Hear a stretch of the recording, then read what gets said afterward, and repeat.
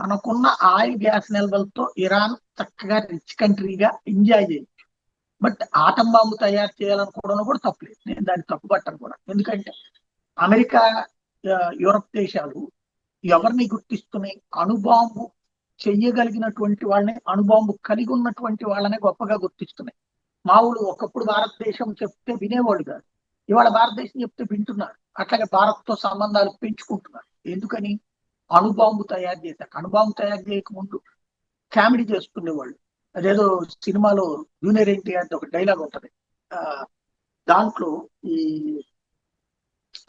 అరవింద సమేతలో ముందు ఈ విలన్ని చితక్కొట్టి ఆ తర్వాత చర్చలు అంటాడు. నేను కొట్టగలనన్నటువంటి సత్తా ఏంటో నీకు చూపెట్టకుండా నేను చర్చలు అంటే చేతకానోడి శాంతి చర్చలకు ప్రయోజనం ఉండదంటారు. అట్లాగే ఆ అణుబాంబు లేనటువంటి వాళ్ళని గుర్తించదు అమెరికా.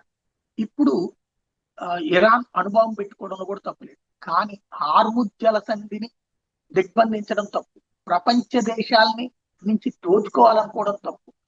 అలాగే గల్ఫ్ దేశాల మీద దాడి చేయడం తప్పు. మిత్ర దేశాల మీద దాడి చేయడం తప్పు. ఇది గుర్తుపెట్టుకోవాల్సిన అంశం.